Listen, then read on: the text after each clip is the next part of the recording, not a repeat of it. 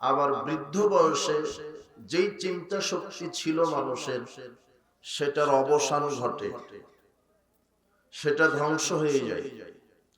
কিন্তু যৌবনকাল এমন একটি কাল, যেই কালে মানুষের চিন্তা শক্তির বিকাশ ঘটে, জ্ঞান শক্তির বিকাশ ঘটে, মনন শক্তির বিকাশ ঘটে, মেধা প্রজ্ঞা কর্মশক্তির বিকাশ ঘটে। এই জন্য যুবকদেরকে ইসলামের উপরে তাদের এই চিন্তা, মেধা, প্রজ্ঞা, কর্মশক্তিকে কাজে লাগিয়ে যুবকদেরকে সামনের দিকে এগিয়ে আসতে হবে। মানুষের জীবনের সবচেয়ে বড় মূল্যবান সময় হচ্ছে তার যৌবনকাল। এই ব্যাপারে রাসূল সাল্লাল্লাহু আলাইহি ওয়াসাল্লাম এক ব্যক্তিকে উপদেশ দিতে গিয়ে বলছেন যে ইগতানিম খামসান ক্বাবলা খামসিন, তুমি তোমার জীবনে 5টি জিনিস আসার পূর্বেই 5টি জিনিসকে তুমি মূল্যায়ন করো। এক, শাবাবাকা ক্বাবলা হারামে, বার্ধক্য আসার পূর্বেই যৌবনকালকে মূল্যায়ন করো। ওয়া সিহহাতাকা ক্বাবলা সাকামে, অসুস্থতা আসার পূর্বেই সুস্থতাকে তুমি মূল্যায়ন করো। ওয়া গিনাকা ক্বাবলা ফাকরি, দারিদ্রতা আসার পূর্বেই ধনী থাকা অবস্থাকে তুমি মূল্যায়ন করো। ওয়া ফারাগাকা ক্বাবলা শুগলিক, ব্যস্ততা আসার পূর্বেই অবসর সময়কে মূল্যায়ন করো। ওয়া হায়াতাকা ক্বাবলা মাউতি, মৃত্যু আসার পূর্বেই জীবনকে মূল্যায়ন করো। মানুষের জীবনে 5টি জিনিস আসবে, কিন্তু এই 5টি জিনিস আসার পূর্বেই 5টি জিনিসকে আল্লাহ মূল্য দিতে বলছেন, নবী করিম সাল্লাল্লাহু আলাইহি ওয়াসাল্লাম মূল্যায়ন করতে বলছেন। তো যে যুবক আছে সে তো বৃদ্ধ হবে, এই জন্য বৃদ্ধ হওয়ার পূর্বে কোন কালকে মূল্যায়ন করতে হবে? যৌবনকাল। এই কথা মুহাম্মদ সাল্লাল্লাহু আলাইহি ওয়াসাল্লাম বলছেন, যৌবনকালকে মূল্যায়ন করতে হবে। কিভাবে মূল্যায়ন করবেন? আল্লাহ সুবহানাহু ওয়া তাআলা কোরআন মাজিদে বলছেন, ইনফিরু, তোমরা বেরিয়ে পড়ো, খিফাফাও ওয়া সিকালাও, যুবক অবস্থায়, বৃদ্ধ অবস্থায়, যে কোনো অবস্থায় যদি শক্তি সামর্থ্য আছে মনে করো, পরিবেশ অনুকূলে আছে মনে করো, যৌবন শক্তি আছে বলে মনে করো, তাহলে তোমরা বেরিয়ে পড়ো।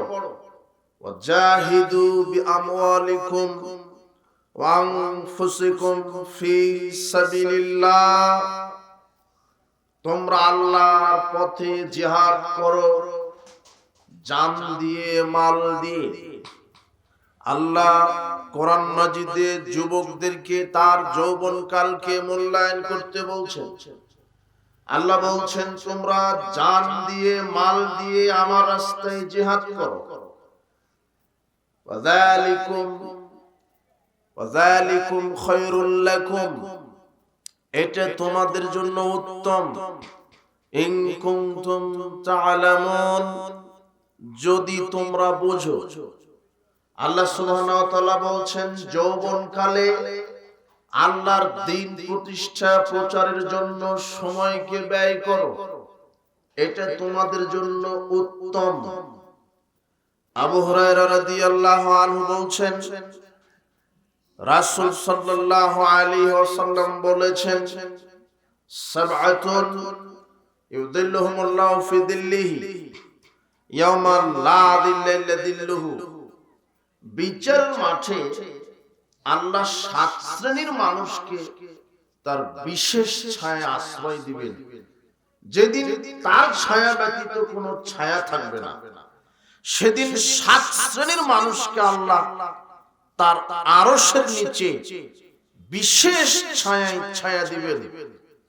তদনা শামসু আমাল কিয়ামতে কা মিকদার মাইলিন, যেদিন কিয়ামতের দিন মানুষের মাথার 1 মাইল উপরে থাকবে সূর্য। মানুষ তার পাপ অনুপাতে সূর্যের তাপে শাস্তি ভোগ করবে। যার পাপ বেশি হবে তার কানের লতি পর্যন্ত গায়ের ঘাম ঝরে যাবে। যার পাপ আর একটু হালকা কাঁধ বরাবর হবে, যার পাপ আরেকটু হালকা কোমর বরাবর হবে, যার পাপ আরেকটু হালকা আছে হাঁটু বরাবর, টাকনু বরাবর। এইভাবে মানুষ তার ঘামের ভিতরে থাকবে। আর মানুষের মাথার 1 মাইল উপরে থাকবে সূর্য। ওই দিন আল্লাহ 7 শ্রেণীর মানুষকে তার বিশেষ ছায়ায় জায়গা দিবেন। যাদের মাথার উপরে সূর্য থাকবে না, থাকবে আল্লাহর আরশ।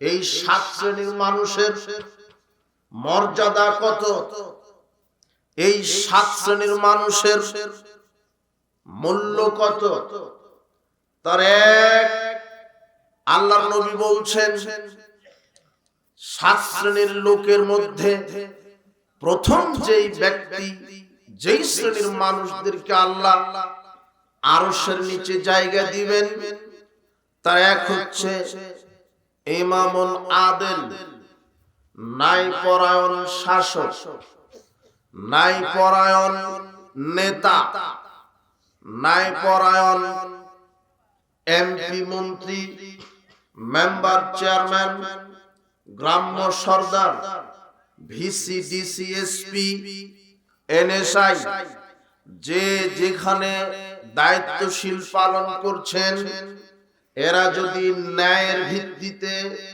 তাদের দায়িত্বটা পালন করে, মেম্বার চেয়ারম্যান এমপি মন্ত্রী এসিডিসি যে যেখানে দায়িত্বশীল, এরা যদি ন্যায়ের ভিত্তিতে আল্লাহর বিধানের ভিত্তিতে সমাজ, রাষ্ট্র, শিক্ষাঙ্গন, অর্থনীতি, সমাজনীতি, পারিবারিক নীতি যদি পরিচালনা করে, যেই নেতা আল্লাহর বিধানে হক এবং বাতিল বুঝে কোরআন সুন্নাহর আলোকে সমাজ, পরিবার, রাষ্ট্র পরিচালনা করবে, সে যেই নেতা হোক, যদি সে ন্যায়ের ভিত্তিতে তার নেতৃত্ব পরিচালনা করে, আল্লাহ এই নেতাকে আল্লাহর আরশের বিশেষ ছায়ায় স্থান করে দিবেন। তাহলে যারা নেতৃত্ব পর্যায়ে আছে, আল্লাহ এদেরকে মুহাম্মদ সাল্লাল্লাহু আলাইহি ওয়াসাল্লামের এই বাক্যটা বোঝার তৌফিক দান করুন, যে আমি সমাজের মেম্বার, চেয়ারম্যান, এমপি, মন্ত্রী, আমাকে ইসলামের আলোকেই আমার নেতৃত্ব চালাতে হবে। মানুষের তৈরি করা কোনো ভ্রান্ত মতবাদে আমি আমার নেতৃত্ব দিতে পারি না। মানব রচিত কোনো ভ্রান্ত মতবাদে নেতা নেতৃত্ব দিবে না। নেতাকে সমাজে নেতৃত্ব দিতে হবে কোরআন সুন্নাহ দ্বারা। যখন নেতা কোরআন সুন্নাহ দ্বারা সমাজ এবং রাষ্ট্রে নেতৃত্ব দিবে, সে হবে বিশ্বস্ত নেতা, সে হবে সম্ভ্রান্ত নেতা, সে হবে মর্যাদাবান নেতা।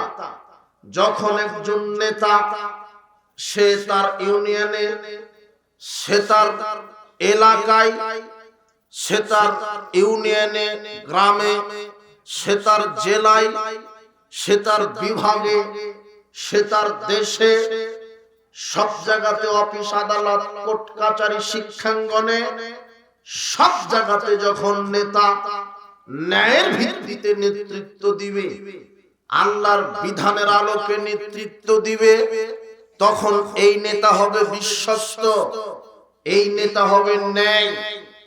এই নেতা সংসদে বসে সংবিধান করবে কোরআন হাদিস।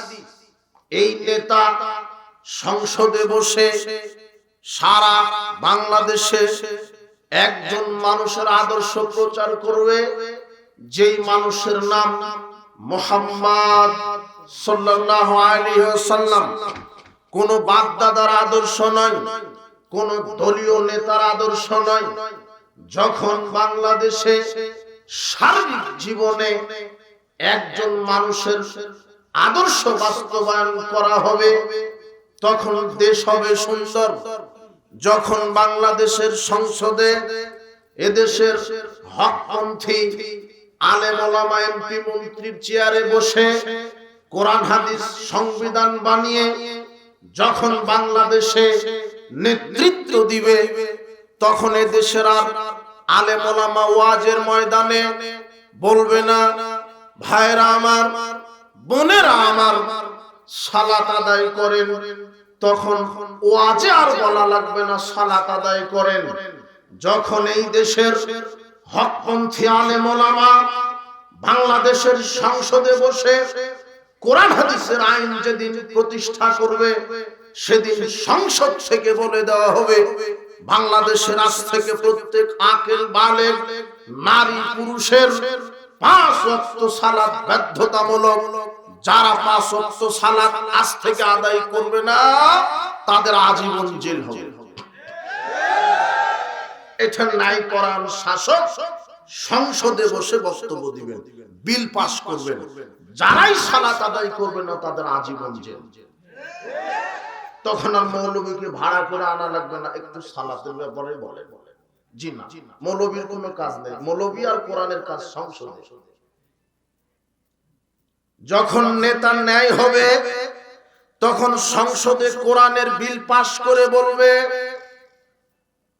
আজ থেকে যারা চুরি করে ধরা পড়বে তাদের জেল নয়, যদি চুরি করে ধরা পড়ে তাহলে তাদের হাতের কবজি পর্যন্ত কেটে দিতে হবে। এটা সংসদে পাস করবে। কিন্তু কিভাবে তোমার নেতা এই আইন পাস করবে? তোমার নেতাই তো অরিজিনাল বড় চোর। ও পাস করবে কিভাবে? যে দেশের পিয়ন 400 কোটি টাকার মালিক, সে দেশের এমপি মন্ত্রী কত হাজার কোটি টাকা চুরি করে। ও কিভাবে ন্যায় পরায়ণ হলো? ও তো দুর্নীতিবাজ, ইন্টারন্যাশনাল দুর্নীতিবাজ। ন্যায় পরায়ণ শাসক সেটা হবে দেশের আলেম ওলামা। কোন লুচ্চা, মদখোর, গাঁজাখোর, ইয়াবাখোর, বেনামাজি, দাড়ি ছাটে, বউ বেপরদায় থাকে, মেয়ে ল্যাংটা হয়ে ঘুরে, চোর, ডাকাত, দুর্নীতিবাজ, এরা বাংলাদেশের নেতা হওয়ার যোগ্যতা রাখে না। এই দেশ মুসলমানের দেশ, এই দেশ হকপন্থী আলেম ওলামাদের দেশ, এই দেশ মুসলিম জাতির দেশ। এই দেশের সংবিধান হবে সির্ফ কোরআন হাদিস, আর নেতা হবে হকপন্থী আলেম ওলামা। কোন চোর ডাকাত তো নেতা হতে পারে না। মুহাম্মদ সাল্লাল্লাহু আলাইহি ওয়াসাল্লাম বলছেন, 7 শ্রেণীর ব্যক্তিকে আল্লাহ আরশের নিচে জায়গা দিবেন। তার এক, যারা ন্যায় পরায়ণ শাসক। ন্যায় পরায়ণ কে? যে বেনামাজি সে, যে লুচ্চা সে, যে কি দুর্নীতিবাজ সে, যে কি মদের লাইসেন্স দিয়ে নিজে হারাম করে, সে কি ন্যায় পরায়ণ? জি না। ন্যায় পরায়ণ নেতা তো হবে সে যার ইসলামের লেবাস আছে, যে মুসলিম, যার সংবিধান হবে কোরআন হাদিস। আমি মুসলিম, আশ্চর্য কথা, আমার স্রষ্টা আল্লাহ, জমিনে বিধান চলবে আল্লাহর, জমিন আল্লাহর, আকাশ আল্লাহর, সূর্য চন্দ্র নক্ষত্র আল্লাহর। তুমি মানুষ, হে মানুষ, তোমার স্রষ্টা আল্লাহ, তোমার দুটি চোখের জ্যোতি দিয়েছেন আল্লাহ, তুমি যেই দুটো পায়ে হাঁটো তার শক্তি আল্লাহর, যেই হাত নাড়িয়ে কথা বলো সেই হাতের শক্তি দিয়েছে আল্লাহ, যেই মুখ দিয়ে কথা বলো সেই বাক শক্তি দিয়েছে আল্লাহ। আল্লাহ তোমার স্রষ্টা, অথচ সেই আল্লাহকে বাদ দিয়ে মানুষ কি করে তোমার সংবিধান রচয়িতা হতে পারে? মানুষের আইন চলবে কেন? দেশ আল্লাহর, পৃথিবী আল্লাহর, আইন চলবে আল্লাহর, সংবিধান হবে কোরআন হাদিস, আর নেতৃত্ব দিবে হকপন্থী আলেম ওলামা। তাহলে দেশে চুরি বন্ধ হবে, হঠকারিতা বন্ধ হবে, ছিনতাই বন্ধ হবে, সন্ত্রাস বন্ধ হবে, চাঁদাবাজি বন্ধ হবে, লুটতরাজ বন্ধ হবে। কিভাবে মাওলানা সাহেব বক্তব্য দিবে? সুদ খেও না বাবাজিরা, বক্তব্যে হবে না। যখন কোরআন সুন্নাহ সংসদে কায়েম হয়ে যাবে তখন হকপন্থী নেতারা সংসদ থেকে পাশ করবে 24 ঘন্টার মধ্যে সুদী ব্যাংকগুলিকে বন্ধ করে দিতে হবে। বাস, খালাস। যখন কোরআন হাদিস সংসদে বসানো হবে তখন আর ওয়াজ করা লাগবে না। বাবাজিরা, যুবকেরা, মদ পান করো না, বিড়ি সিগারেট জর্দাগুল মাদক, ইয়াবা ফেনসিডিল খেও না, মাদক, এই কথা নয়। সংসদ থেকে পাস করে দেওয়া হবে আজ থেকে মদ বাতিল, মদের লাইসেন্স বাতিল। যে একবার বিড়ি সিগারেট মুখে দিবে তার প্রথম শাস্তি হচ্ছে সবচেয়ে দামি জুতা দিয়ে 40টা পিটানো। দ্বিতীয়বার যদি আবার মদ মুখে দেয় তাহলে 80টা জুতার পিটা। তৃতীয়বার যদি মদ মুখে দেয় তাহলে শরিয়া আইন ভিত্তিতে যারা নেতৃত্ব দিচ্ছে তারা বসে বলবে এই লোকটা মাদকে একেবারে আসক্ত, একে 10 বছর জেল দেওয়া হবে। কিন্তু দিবে কি করে? তোমার নেতা হলো বড় গাঁজা খাজা, দিবে কি করে? হয় কি করে? ছাত্র খায়, শিক্ষক খায়, বাপ খায়, বেটা খায়, ইয়াবা খায়, ফেনসিডিল খায়, গাঁজা খায়, বিড়ি সিগারেট তো আছেই। এই যুবক শোনো, আর তুমি যে নেতার ক্যানভাস করে বেড়াও, তুমি বলছো যে আমার নেতার চরিত্র ফুলের মতো পবিত্র, 1400 নারীর সাথে জেনার সম্পর্ক আছে তোমার নেতা। ও আবার ফুলের মতো চরিত্র হলো কি করে? তুমি যে নেতার ক্যানভাস করে বেড়াও ওজো জানে না, সালাত তো বহুদূরের কথা। তুমি ওই নেতার পিছনে ছুটো গেল। এই নেতা তোমাকে কি দিতে পারে? দিতে পারে হাত ভরে গাঁজা, ইয়াবা, সিগারেট, দিতে পারে টাকা, চুরি করা টাকা, দিতে পারে গাড়ি বাড়ি। এই নেতার পিছনে ছোট না। যেই নেতা তোমাকে ঈমান আমলের কথা বলে না, ওযু গোসলের কথা বলে না, সালাত সিয়ামের কথা বলে না, বলে অমুকের গাড়ি ভাঙো, অমুকের বাড়ি পুড়িয়ে দাও, আমার ক্যানভাস করো, এই নেতা তো নিজে জাহান্নামে যাবে, তোমাকেও নিয়ে যাবে, তুমি মনে রেখো। এই নেতার পিছনে ছোট না। যেই নেতা আল্লাহ ভরসা নেই, আল্লাহ প্রীতি নেই, আল্লাহর উপর ঈমান বিশ্বাস নেই, এমন নেতার পিছনে ছুটে যুবক তুমি তোমার যৌবনকালকে ব্যয় করো না। মুহাম্মদ সাল্লাল্লাহু আলাইহি ওয়াসাল্লাম বলছেন, নাই পরায়ণ নেতা সে হবে কোরআন সুন্নাহ দিয়ে রাষ্ট্র পরিচালনা করবে, সমাজ পরিচালনা করবে। এই হলো ন্যায়। সংসদে কোরআন সুন্নাহর আইন যখন পাশ করা হবে তখন আর বক্তব্য চলবে না পরকীয়া করো না, জেনা করো না। কোরআনের আইন চালু করা হবে, হাদিসের আইন চালু করা হবে। ইসলামের আইন কি? কেউ যদি বিবাহের আগে জেনা করে 100 লাঠি পিটিয়ে 1 বছর এলাকা ছাড়া করো। কেউ যদি বিবাহের পরে জেনায় লিপ্ত হয় তাহলে ঢাকা পল্টন ময়দানে হাজার লক্ষ কোটি মানুষের সামনে যে বিবাহের পরে জেনা করেছে তাকে বুক পর্যন্ত পুঁতে দিয়ে একেবারে পাথর মেরে মাথা ঝাঁঝরা করে দিবে। এটা হলো জেনার বিচার। এই বিচার যখন কায়েম হবে তখন লুচ্চামি বদমাশি বন্ধ হয়ে যাবে। তখন ওয়াজে কাম হবে না, ওয়াজে কাম হবে না, ওয়াজে জেনা হবে। আপনি ঠিক বলছেন ওই যে আপনার মেয়েটা ওখানে লুচ্চামি করছে, দেখেন ওই ওখানে কেন ওই মেলা বসবে? হিন্দুদের মেলা ওইভাবে বসবে কেন? হিন্দুতে মেলা বসে, হিন্দুর পূজা মণ্ডপে মেলা হয়, ইসলামী জালসাতে মেলা হবে কেন? আরে মাওলানা বিড়ি সিগারেটের বিরুদ্ধে বক্তব্য দিচ্ছে আর বিড়ি সিগারেট জালসাতে বিক্রি হচ্ছে। আপনার মেয়ে আর আপনার স্ত্রী জিলাপি কিনছে, এক কুকুর আর এক কুকুরের পিছনে যেমন ঘেউ ঘেউ করে, আপনার মেয়ের পিছনে যুবক ঘেউ ঘেউ করছে। আপনি উঠেন দেখে আসেন, লাথি মেরে এগুলি ভেঙে দেন। কাপুরুষ কোথাকার! ইসলামী জালসাতে এইভাবে বেহায়াপনা হবে কেন? মাহফিল কমিটির এই পাপ বিচার মাঠে বহন করতে হবে। গাঁজা বন্ধ করে দিতে হবে সমাজ থেকে। তুমি যে নেতাকে এমপি মন্ত্রী করবে তাকে বলে দিবে, নেতাজি মন্ত্রী হওয়ার পরে 24 ঘন্টার মধ্যে এই সাগাদা থানাকে মাদক মুক্ত করতে হবে। যেই বিবাহের অনুষ্ঠানে গান বাজবে ওই ডেস্কে গানকে লাথি মেরে আপনার এই যমুনা সেতুতে পুঁতে রাখতে হবে।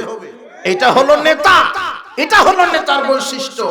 এই নেতার পিছনে ঘুরো, যেই নেতা অন্যায়ের বিরুদ্ধে লড়তে পারে, যেই নেতা আশ্রয় দেয় না কোন অন্যায়কে, কিন্তু সমাজে বড় বড় সন্ত্রাস বাহিনী পুষাই হলো তোমার নেতা। তুমি ভালো করে লক্ষ্য করে দেখো, আশ্চর্য কথা, ইয়াবা ফেনসিডিল হারাম। মাওলানা সাহেব বক্তব্য দিবে কেন? নাই কোরআন শাসক হবে, সংবিধান হবে কোরআন সুন্নাহ, আইন পাস করা হবে মাদক বন্ধ, আইন পাস করা হবে মাদক হারাম, এর ক্রয় বিক্রয় হারাম। কেন? আল্লাহর নবী বলছেন ইন্নাল্লাহা ইযা হারামা আলা কওমিন আকলা শাই, যখন আল্লাহ কোন কওমের উপরে কোন জিনিস খাওয়া হারাম করেন, ফাহারামা আলাইহিম আমানাহু, তার ব্যবসাকে আল্লাহ হারাম করেন। যেই জিনিস খাওয়া হারাম তার ব্যবসা হারাম, রক্ত হারাম, মানুষের রক্ত হারাম, খাওয়া হারাম, রক্ত ক্রয় বিক্রয় করা হারাম। তবে জীবন বাঁচানোর জন্য দেখতে পাচ্ছেন যে রক্তটা দিলে একজন রোগী আল্লাহ তাকে বাঁচিয়ে দিবে, এজন্য রক্ত দান করতে পারেন, কিন্তু কি করতে পারবেন না? বিক্রি করতে পারবেন না। রক্ত হারাম, রক্ত ক্রয় বিক্রয় করা হারাম। কুকুর হারাম, কুকুর ক্রয় বিক্রয় করা হারাম। খিঞ্জির শুয়োর হারাম, শুয়োর ক্রয় বিক্রয় করা হারাম। বিড়ি সিগারেট জর্দাগুল ইয়াবা ফেনসিডিল হারাম, বিড়ি সিগারেট জর্দাগুল বিক্রি করাও হারাম। এটা হারাম খাবার। যুবক তুমি খাও, তোমার বাপ খায়, গোটা এলাকা মাদক আসক্ত, সবাই খায়। যার যত বড় ডিগ্রি বেশি সে তত বড় গাঁজা খায়। ভ্যান চালক, ওর ইনকাম কম, সর্বোচ্চ আকিস কোম্পানির বিল।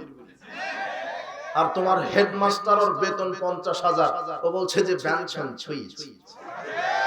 আর তোমার নেতা, ও তো কলমের খোঁজা দিয়ে 400 কোটি চুরি করে, ও বলছে কিসের ভ্যানশন ছুঁই, লাগা ইংরেজি বাজি।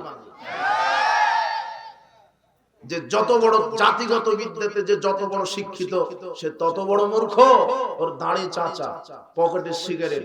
আর তোমার মসজিদের হুজুর ও হারামখোর, ও জর্দা খায়, আর বলছে যে মাকরু মাকরু। তোমার হুজুর, তুমি, তোমার বাপ, তোমার মাস্টার আর তোমার নেতা যেটা খাও সেটা পৃথিবীতে দ্বিতীয় কোনো প্রাণী খায় না।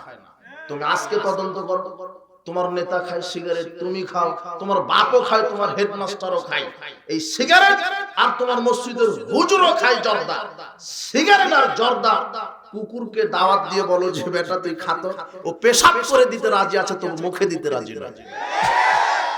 সেটা তুমি খাও, তোমার হুজুর খায়, আর বলে মাকরু। যেটা মুখে দেয় না কুকুর সিগারেট, কেউ মুখে দেয় না। তোমার দাদি খায় গুল, তাহাজ্জুদ পড়ে, তোমার দাদি তাহাজ্জুদ পড়ে, গুলো। একজন বলছে যে গুল খাওয়া গু খাওয়া সমান, তা বলছে না, সমান নয়। গু খেলে যে 40 দিন ইবাদত কবুল হবে না এরকম হাদিস নেই, কিন্তু গুল মুখে দিলে 40 দিনের ইবাদত কবুল হবে না। গু খাওয়ার চাইতে গুল খাওয়া মারাত্মক পাপ, জর্দা খাওয়া আরো মারাত্মক পাপ। জি না, সাবধান। এই যুবক, আজকে তওবা করো, কোনোদিন মাদকের সাথে সম্পৃক্ত থাকবে না। আল্লাহ তোমাকে হেদায়েত দান করুন। বিড়ি সিগারেট জর্দাগুল হারাম, ইয়াবা ফেনসিডিল হারাম, এর ক্রয় বিক্রয় হারাম। আল্লাহ নবী বলছেন সালাসাতুন কাদ হারামাল্লাহু আলাইহিল জান্নাহ, 3 শ্রেণীর মানুষের উপরে জান্নাত হারাম। এক, মুদমিনুল খামর, যারা একেবারে প্রতিনিয়ত বিড়ি সিগারেট জর্দাগুল ইয়াবা খায়, এদের উপরে জান্নাত হারাম। 2, দায়ুস, দায়ুসের উপরে জান্নাত হারাম। দায়ুস কে? যার বউ বেটি ল্যাংটা হয়ে চলে, যার বউ বেটি ল্যাংটা হয়ে ঘুরে, সে হলো দায়ুস। যার বউ বেটি স্কুল কলেজ হাটে বাজারে ল্যাংটা হয়ে যায়, যার বউ বেটি ল্যাংটা হয়ে চলে, ও হলো দায়ুস, ওর উপরে জান্নাত হারাম। 3, রাজলাতুম মিনান নিসায়ে, যেই মহিলা পুরুষের শার্ট প্যান্ট, পুরুষের পোশাক পরে ঘুরে, এ হলো জান্নাতে যাবে না। আরেকটা হাদিসে বলছেন যে নারীর বেশ ধরে যে পুরুষ সে জান্নাতে যাবে না, পুরুষের বেশ ধরে যে নারী সেই নারী জান্নাতে যাবে না। আর এখন তোমার মিডিয়াতে ওই পুরুষ হলো সবচেয়ে সুদর্শন পুরুষ, যে হলো অরিজিনাল হিজড়া, ও হলো সবচেয়ে সুদর্শন। ওর হাঁটার ঢং, কথার স্টাইল একেবারে হিজড়া ফেলে গেলে, ও হলো সুদর্শন পুরুষ। জাতীয় পাগল ওকে আওয়াজ দিচ্ছে, জাতীয় পাগল, যে একেবারে অরিজিনাল, একেবারে অরিজিনাল যে হিজড়া সে হলো সুদর্শন পুরুষ। অথচ কুকুরের চেহারা অর্চাইতে ভালো আছে, বান্দরের একটা চেহারা আছে কিন্তু ওর কোন চেহারা নেই, কই বোঝা যাচ্ছে না। কেন? বান্দর মেকআপ করে না, ও যে মেকআপ করেছে একেবারে অরিজিনাল হিজড়া। একেবারে বান্দর মেকআপ করে না, তাও বান্দরকে দেখতে ভালো লাগে, আর করবেই তো। ওরা না হয় মেকআপ করে সুদর্শন পুরুষ সাজে। এই যুবক, তো তুমি যে শিক্ষিত, তুমি যে ঢাকা বিশ্ববিদ্যালয়ে পড়ো, তোমার বাপ ঢাকা বিশ্ববিদ্যালয়ের ভিসি, তোমার বাপ অমুক জায়গার ভাইস চ্যান্সেলর, ও যে ওই যে রমনার বটমূলে চলে যায় পয়লা বৈশাখে, ও পয়লা বৈশাখে পালন করে, ওই যে কি পয়লা বৈশাখে রমনার বটমূলে বলছে যে এসো হে বৈশাখ মঙ্গল শোভাযাত্রা, আগে ইলিশ মাছ দিয়ে পান্তা খেয়ে বলছে এসো হে বৈশাখ মঙ্গল শোভাযাত্রা। যখন বলছে তখন তার মুখে আছে বান্দরের মুখোশ। কিসের মুখোশ? বান্দর। পয়লা বৈশাখ জাহেলিয়াত, এটা হিন্দুদের নীতি। 31 নাইট তুমি পালন করবা কেন, এর সাথে কি সম্পর্ক? পয়লা বৈশাখ পালন করবে তুমি কেন, এর সাথে কি সম্পর্ক? পয়লা বৈশাখ পালন করা, পয়লা ফাল্গুন পালন করা, 31 নাইট পালন করা, এগুলি বিজাতিদের অনুষ্ঠান। কোন মুসলমানের বাচ্চার সাথে এই অনুষ্ঠানের কোনো পরিমাণ সম্পর্ক থাকতে পারে না। এটা জাহেলিয়াত। এই জাহেলিয়াত থেকে তোমাকে ফিরে আসতে হবে। আশ্চর্য কথা, এই জন্য বলছিলাম ওই বাক্যটা বোঝাতে গিয়ে 7 শ্রেণীর মানুষকে আরশের নিচে স্থান দিবেন। তারা এক হচ্ছে ন্যায় পরায়ণ শাসক। তো ন্যায় পরায়ণ কে? যে কি গাঁজা খায়, যে কি বেনামাজি, যে কি মানুষের তৈরি করা সংবিধান দিয়ে মানুষকে চালায়, নাকি আল্লাহর সংবিধান দিয়ে মানুষকে চালায়? আল্লাহর সংবিধান দিয়ে মানুষকে পরিচালিত হতে হবে। যেই নেতা আল্লাহর সংবিধান দিয়ে মানুষকে পরিচালনা করবে, এই নেতা ন্যায় পরায়ণ, যার ভিতরে একজন মানুষের আদর্শ থাকবে, যার নাম মুহাম্মদ সাল্লাল্লাহু আলাইহি সাল্লাম।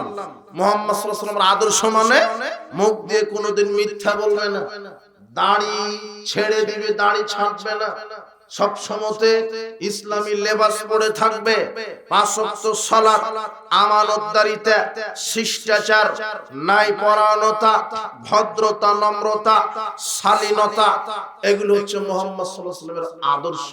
তোমার নেতার ভিতরে এগুলি থাকবে। একজন মানুষ মডেল বিশ্ববাসীর জন্য, যার নাম হচ্ছে মুহাম্মদ সাল্লাল্লাহু আলাইহি ওয়াসাল্লাম। 2, এইবারে তুমি আছো আল্লাহ 7 শ্রেণীর লোককে বিশেষ ছায়া দান করবেন। তার দ্বিতীয় হলো ওই যুবক যুবতী যারা তাদের যৌবন কাল ক্ষয় করেছে একমাত্র আল্লাহর ইবাদতে। কোন গান বাজনার আড্ডাতে নয়, কোন জেনার আড্ডাতে নয়, কোন নষ্টামির আড্ডাতে নয়, কোন মন্দিরে নয়, কোন থিয়েটারে নয়, কোন গাঁজার আড্ডাতে নয়, কোন সুদের আড্ডাতে নয়। যুবক, তোমার এই যৌবন আল্লাহর দেওয়া আমানত। চোখের জ্যোতি, হাতের শক্তি, পায়ের শক্তি, এগুলি তোমার এক একটা আল্লাহর দেওয়া আমানত। এই আমানতগুলি তুমি কোন কাজে ব্যয় করছো?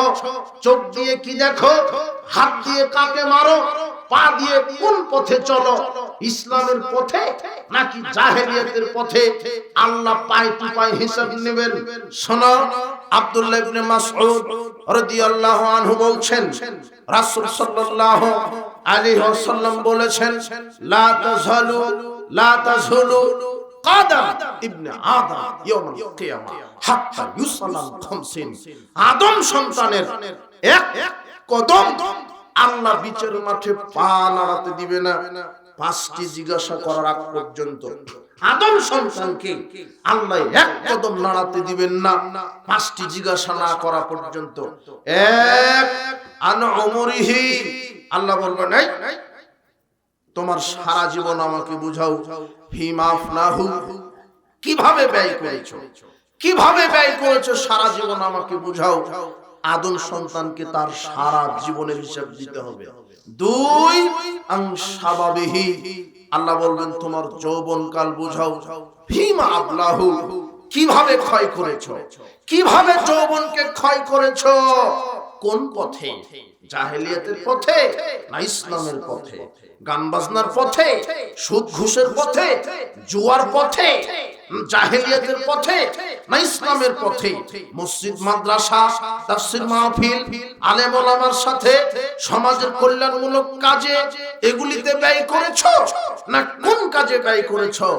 যৌবনকাল বোঝাও। যুবতী মেয়ে বোঝাও তোমার যুবতী কাল কিভাবে ব্যয় করেছো। আল্লাহ এভাবে হিসাব নেবেন, এক কদম নড়ানোর সুযোগ নাই। 3, আন মালিহি মিন আইনা ইকতাসাবাহু, আল্লাহ বলবেন সম্পদ, আল্লাহ বলবেন সম্পদের হিসাব দাও আমাকে।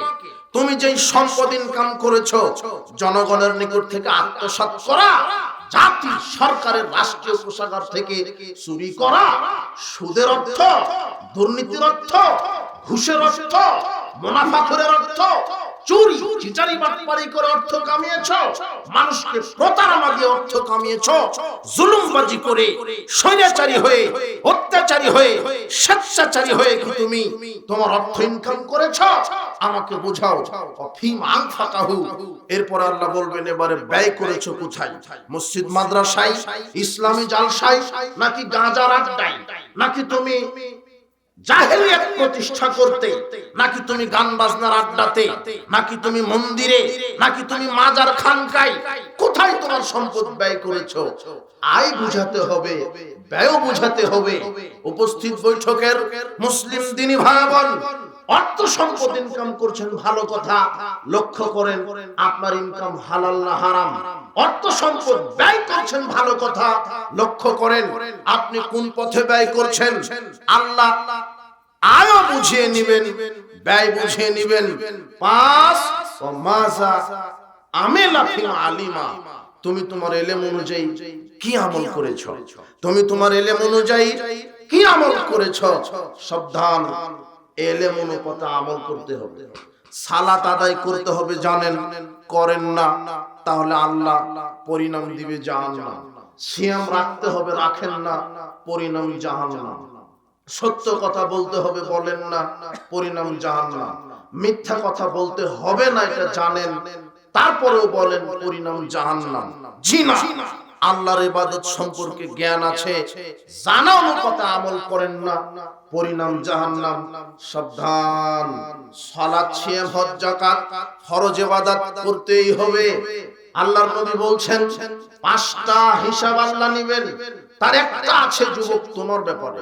আল্লাহ বলবেন তোমার যৌবনকাল কিভাবে ব্যয় করেছো আমাকে বলো। তখন তুমি কি করবে? তুমি তো তোমার যৌবনকাল মাদকের আড্ডাতে ফুরিয়ে ফেলছো, জুয়ার আড্ডাতে। আজকে সামাজিক ব্যবস্থাটা এমন হয়ে গেছে, প্রায় জুয়াতে আসক্ত। কেউ বা অনলাইনে, কেউ বা অফলাইনে, কেউ বা তাস খেলছে, কেউ বা আরো কত কি খেলছে, ছক্কা লুডু। আবার এখন একেবারেই প্রযুক্তিগত মোবাইলে জুয়া এসেছে। লক্ষ লক্ষ টাকা যুবক মোবাইলে ইনভেস্ট করে মোবাইলের মাধ্যমে জুয়া খেলে, বাড়ির বাপের মায়ের সম্পদ বিক্রি করে, আরে বাড়িতে সম্পদ বিক্রি করে করে এমন কাপুরুষ আছে জুয়াতে এত আসক্ত হয়ে গেছে নিজের স্ত্রীর গহনা বিক্রি করে। আরে এমনও কাপুরুষ আছে যে বউকে বিক্রি করে, বউকে দিয়ে বাজি ধরে যে এই জুয়াতে জিতে গেলে বউকে দিয়ে দেব।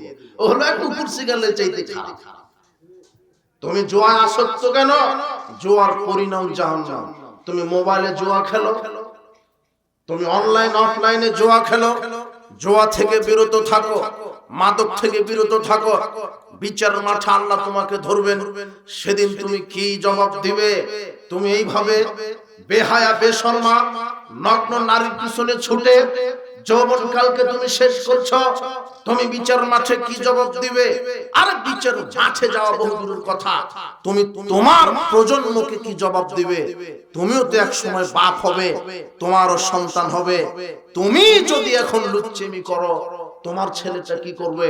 তোমার ছেলের সামনে তুমি কি জবাব দেবে?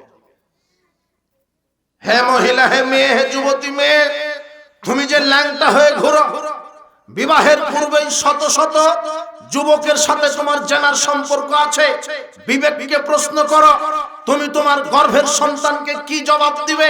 তুমি নিজে লুচ্চমি করো, তোমার পেটের ছেলে মেয়েকে তুমি কি জবাব দিবে? কিভাবে তাদেরকে মানুষ করবে?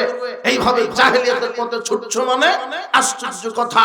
এই জাহেলি নীতি আজকে স্বশিক্ষা চালু হয়েছে, এই নীতি ইসলামে হারাম। স্বশিক্ষা মানে একই ক্লাসের ছেলে মেয়ে পড়বে, এটা আবার শিক্ষা হয়? একই ক্লাসের ছেলে মেয়ে পড়ছে, ছেলে মেয়ের গায়ে ওঠে, মেয়ে ছেলের গায়ে ওঠে। আর সমাজে একটা কথা চালু আছে, শিক্ষক মানেই তো গুরু, শিক্ষক মানেই বাপের মতো। এমন বাপের মতো শিক্ষকের সাথে বের হয়ে চলে গেছে।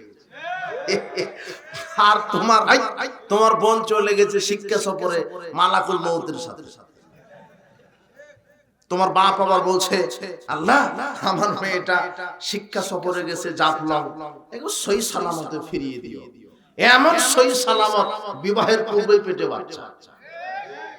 তোমার বোন তোমার বাপকে বলছে, আপু কোনো চিন্তা টেনশন করবেন না, আমার সাথে বয়ফ্রেন্ড আছে। কি আছে? বয়ফ্রেন্ড আছে। বয়ফ্রেন্ডের সাথে কোচিং করতে যায় তোমার বোন। দিন 12টায় যায়, রাত 12টায় আসে, তোমার বাপ কাপুরুষ কিছুই বলে না। তুমি দিন 12টায় বের হও, রাত 12টায় ঘরে ঢুকো, সারা দিন কুকুর শিকারের মতো ঘুরো, জেনার আড্ডায়, মদের আড্ডায়, জোয়ার আড্ডায়। এইভাবে জীবন অতিবাহিত করো না। এইভাবে জীবন টিকবে না, পরকালে তুমি টিকতে পারবে না, তোমার বাপ টিকতে পারবে না, তোমার বোন টিকতে পারবে না। তুমি ফিরে আসো জাহেলিয়াত থেকে। এইভাবে একজন মেয়ে, শোনো আমি কঠিন ভাবে বললাম মানে, আরে কিসের শিক্ষকের সাথে শিক্ষা সফর? শিক্ষক মানে আবার কি? ও তো গায়রে মাহরাম, ও তো গায়রে মাহরাম। আর বয়ফ্রেন্ড কাকে বলে? কাপুরুষ। ও তো একটা যুবক, ও তো পরপুরুষ, ওর সাথে এক সেকেন্ডের জন্য দেখা সাক্ষাৎ করতে পারে না। তোমার বোন হাত মোজা, পাও মোজা, নেকাব, বোরখা পরে একেবারে চলে গেছে লুচ্চামি করতে। আগেকার যুগের মা খালারা নেকাব পড়তো নিজের ইজ্জত বাঁচানোর জন্য, আর তোমার বোন নেকাব পরে ইজ্জত বিলিয়ে দেওয়ার জন্য, কেউ যেন দেখতে না পায়। তুমিও আবার নাম দিয়েছো হলো দিনী বোন। হলো কি? নেকাব পড়ে আছে এই জন্য দিনী বোন। হারামখোর। ইসলাম 1450 বছর পূর্বে বলেছে ওটা জেনা। কোন নারী, কোন পুরুষ বিবাহের পূর্বে স্ত্রী স্বামী সম্পর্ক ছাড়া একত্রিত থাকতে পারে না, অসম্ভব থাকতে পারে না। হজে যেতে পারে না একজন নারী মাহরাম ছাড়া। মাহরাম মানে তার পেটের সন্তান, তার নিজের ভাই, তার শ্বশুর, তার নিজের বাপ, এরা কি মাহরাম। যদি একজন নারী হজ করতে যেতে চায় তাহলে কাকে নিয়ে যেতে হবে? বুঝেন? যদি একজন নারীর মাহরাম যদি না থাকে তার জন্য হজ ফরজ নয়। সেখানে আপনার স্ত্রী বাজারে গেছে ঈদের মার্কেট করতে, বেতন উঠিয়ে টাকা দিলেন, আপনি ঘুতা মারছে জনগণ। এত কষ্ট করে মোহর দিয়েছেন, বেতন উঠিয়ে বেটির হাতে টাকা দিলেন, বেটি চলে গেছে আপনার মার্কেট করতে, টাকা আপনার পছন্দ দোকানদারের। আপনি কাপুরুষ হলে এত কাপুরুষ হয়? কষ্ট করে টাকা ইনকাম করেন আপনি, দোকানদার পছন্দ করে। ভাবি এটাই আপনাকে মানাবে, এই লাল, এটাই আপনাকে লালটাই মানাবে, এটাই মানাবে। বউকে এইভাবে বন্ধ করেন যে না, স্ত্রী মেয়ে বাজারে যাবে না। আপনার স্ত্রী শাড়ি লাগবে, আপনি কিনে দিবেন। আপনার মেয়ের 3 পিস লাগবে, যেটা বলে কি বলে মহিলার লাগবে, বাপ কিনে দিবে। কে কিনে দিবে? বাপ কিনে দিবে। তো লজ্জায় বলতে পারে না, তো লজ্জায় আপনার মেয়েটা নিজের সতীত্বকে বিক্রি করে দেয় কি করে? বাপকে লজ্জায় 3 পিসের কথা বলতে পারে না, গোপন পোশাকের কথা বাপকে বলতে পারে না, কিন্তু গোপন অঙ্গটাই পরপুরুষের কাছে বিলিয়ে দিতে পারে। কি সমাজের নীতি উল্টে। তুমি যদি 4টা বিবাহ করো তাহলে সমাজ বলবে স্বভাব খারাপ, আর 10টা নারীর সাথে যদি তোমার জেনার সম্পর্ক থাকে বলবে মরদ রে। সমাজের নীতি উল্টা। একজন ভ্যান চালিয়ে খায়, ওর ইনকাম কম, ওকে চেয়ার দিবে না। যে সবচেয়ে বড় সুদখোর, ওকে চেয়ারটাকে দেবে। তোমার এই ওয়াজ মাহফিলের প্রধান অতিথি কোন আলেমকে করবে না। যে যত বড় চোর ডাকাত, যে টাকা বেশি দান করতে পারবো, ওজন জানুক না জানুক, লাগা প্রধান অতিথি। হারামখোর, তুমি কাকে কি মনে করো? বেনামাজিকে কিভাবে প্রধান অতিথি করো তুমি? কিভাবে মসজিদের দায়িত্বশীল সভাপতি সেক্রেটারি বেনামাজি হবে কি করে? সভাপতি সেক্রেটারি মদখোর, গাঁজাখোর, বিড়িখোর, ইয়াবাখোর হবে কি করে? মসজিদের সভাপতির স্ত্রী মেয়ে ল্যাংটা হয়ে চলবে কি করে? আরে বেনামাজি তো টয়লেটের ঝাড়ুদার হতে পারে না, মসজিদের দায়িত্বশীল হয় কি করে? আশ্চর্য কথা। তুমি কাকে কি বলো? তুমি অযোগ্যকে যোগ্য স্থানে বসাও মানে? মসজিদের সভাপতি দাড়ি নাই, আছে যেহেতু একেবারে জুতার ব্রাশের মতো। জুতার ব্রাশ বুঝেনি, ছাঁটে ছাঁটে, যদিও রেখেছে কিসের মতো? আল্লাহর নবী বলছেন ওয়াফিরুল লিহা, এই জাতি উম্মত দাড়ি ছেড়ে দাও, দাড়ি ছেড়ে দাও, দাড়ি ছেড়ে দাও। মুহাম্মদ সাল্লাল্লাহু আলাইহি ওয়াসাল্লামের আদেশ, দাড়ি কি দেওয়া? ছাঁটা হারাম, দাড়ি রাখা সুন্নাত নয়। তোমার মৌলবী ভুল ফতোয়া দিয়েছে, দাড়ি রাখা ওয়াজিব, বাধ্যতামূলক, রাখতে হবে। মসজিদের সভাপতি সেক্রেটারি বেনামাজি, এটা কি করে হয়? ও তো টয়লেটের দায়িত্বশীল হওয়ার ক্ষমতা যোগ্যতা রাখে না, ও মসজিদে হলো কি করে? তোমার ইসলামী জালসাতে সভাপতি হবে যে আলেম মানুষ, প্রধান অতিথি হবে যিনি আলেম মানুষ, কোন বেনামাজি দায়িত্বশীল হতে পারে না। মুহাম্মদ সাল্লাল্লাহু আলাইহি ওয়াসাল্লামকে এক লোক জিজ্ঞাসা করছে মাতার সাত, কিয়ামত কবে হবে? তখন মুহাম্মদ সাল্লাল্লাহু আলাইহি ওয়াসাল্লাম বলছেন ইদা উসিদাল আমরু লা গায়রি আহলিহি, যখন অযোগ্য লোক নেতা হবে সেদিন কিয়ামত হবে। আজকে অফিস, আদালত, কোর্ট কাচারি, কল কারখানা সব জায়গাতে অযোগ্য লোক দিয়ে পরিপূর্ণ হয়ে আছে। যুবক, তুমি সাবধান হয়ে যাও। যৌবনকাল কিভাবে ব্যয় করছো?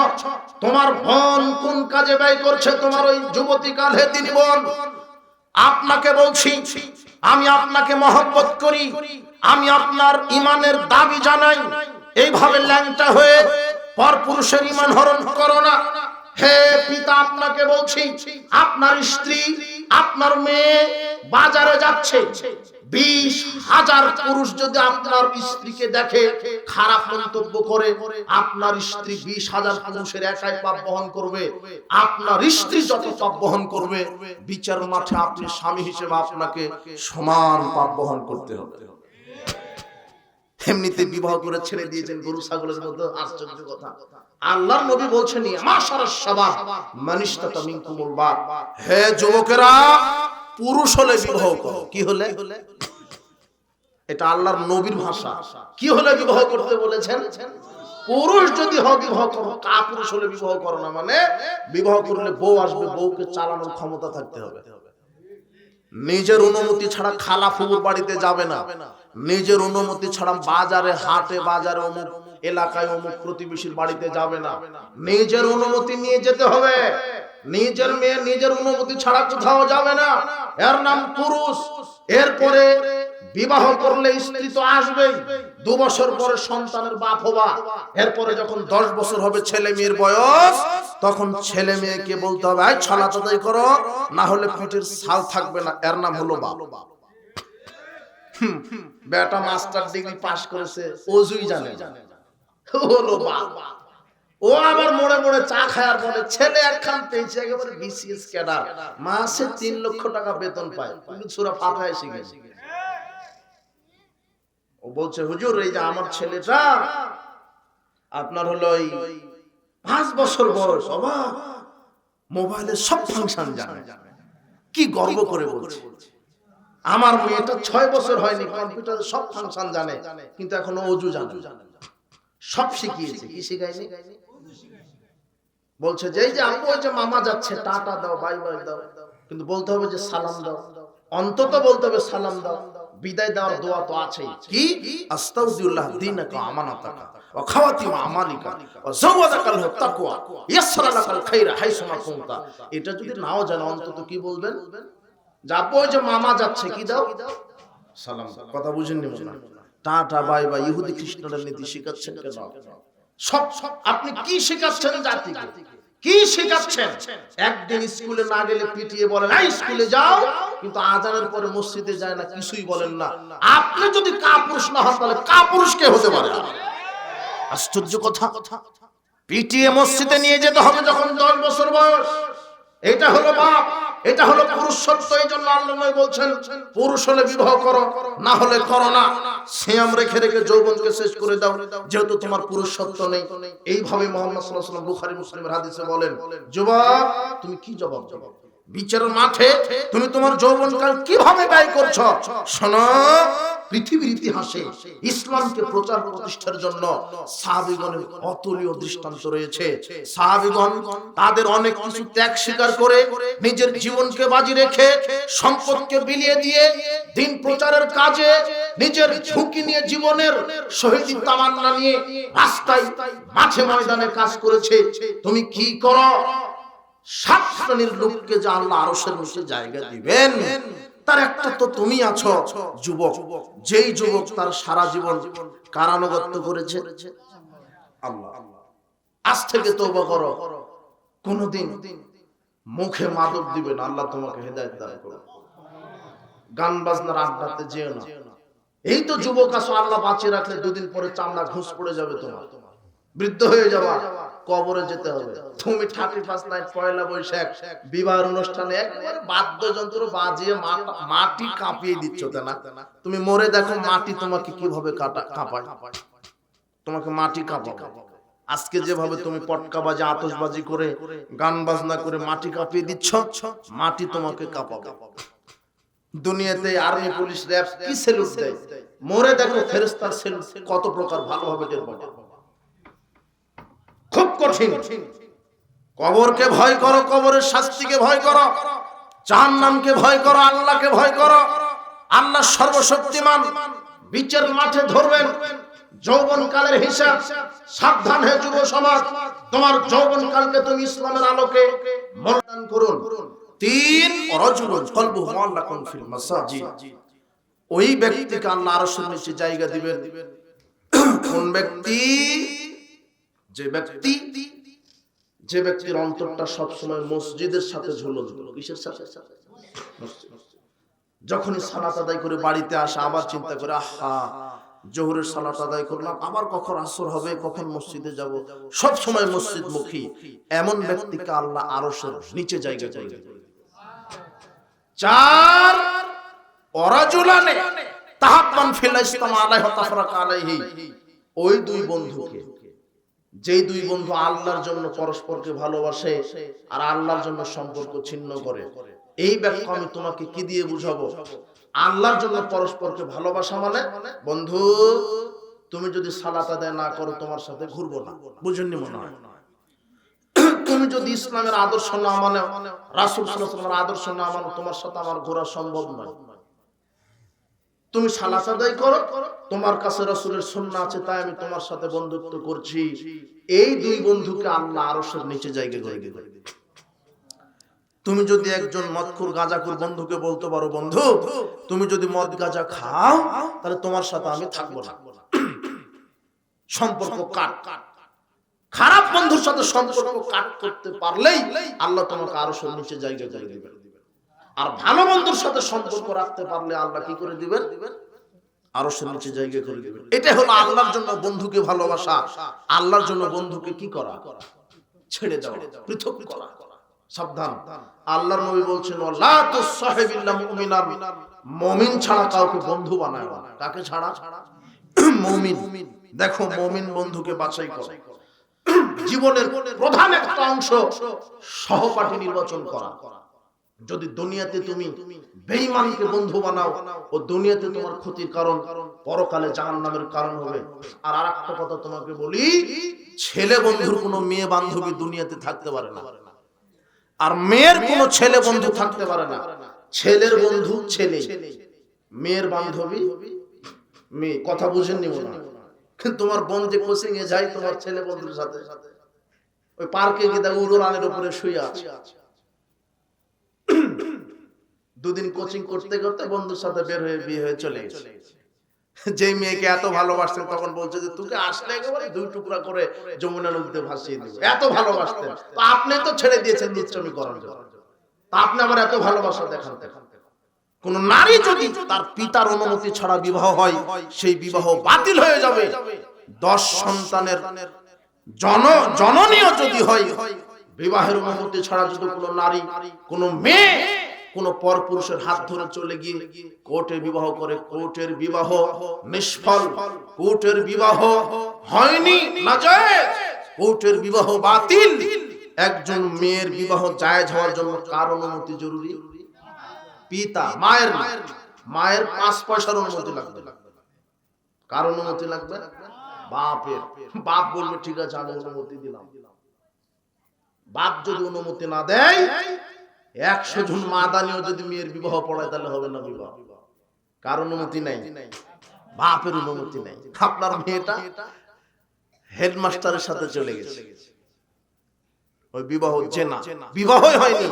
যত সন্তান হবে সব কিসের সন্তান? জেনার সন্তান। আপনি এইভাবে মেয়েকে উলঙ্গ হয়ে ছেড়ে দিয়ে দিলেন। কত লোকের সাথে জেনার সম্পর্ক। আজকে স্কুল, কলেজ, রাস্তাঘাট, মাঠে ময়দানে মাদকতা, যৌনাচার, বেলেল্লাপনা, বেহায়াপনা, জাহেলিয়াত একেবারে অক্টোপাসের মতো সমাজকে ভাইরাসের মতো আক্রান্ত করে ফেলেছে। এই জাহেলিয়াত থেকে আমাদেরকে বিরত থাকতে হবে।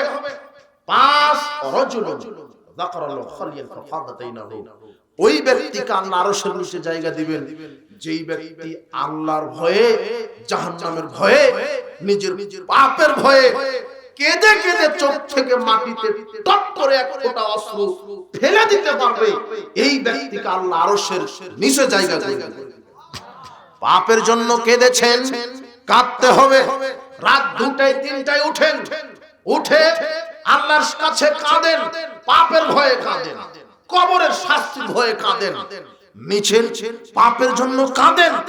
আল্লাহ সর্বশক্তিমান, মহাপরাক্রমশালী আল্লাহ, আমার পাপ ক্ষমা করো, কবরের শাস্তি মাফ করো।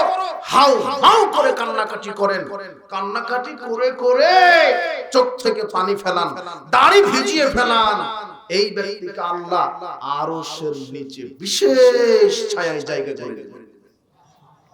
পাপের জন্য কাঁদতে হবে। কাঁদবেন কখন? রাত 2টা পর্যন্ত টিভি, সিনেমা, গান বাজনা, হাসাহাসিতে আপনার রাত কাটে। আপনি কাঁদবেন কি করে? মোবাইলে সময় দেয় যুবক। 24 ঘন্টা আল্লাহর দেওয়া আমানত। তুমি 18 ঘন্টায় এই মোবাইল নামক শয়তানের বাক্সকে তুমি সময় দাও। আর বাদ বাকি একটু ঘুমাও, খাও, পায়খানা করো, দিন কাটাও। তোমার যে জীবনের মালিক, এই মালিকের জন্য তুমি কি সময় ব্যয় করো? 1 মিনিটে সূরা ইখলাস 3 বার পড়া যায়, আর সূরা ইখলাস 3 বার পড়লে 30 পারা কোরআন মাজিদ খতমের নেকি। আর তুমি ঘন্টার পর ঘন্টা মোবাইলে সময় দাও, জুয়া খেলো, জেনা চর্চা করো। আশ্চর্য কথা, তুমি তোমার যৌবনকালের হিসাব কিভাবে দিবে? যৌবনকালকে তুমি মূল্যায়ন করো। 6 নম্বর, ওই ব্যক্তিকে আরশের নিচে জায়গা দিবেন। এই যুবক, এটাও তোমার।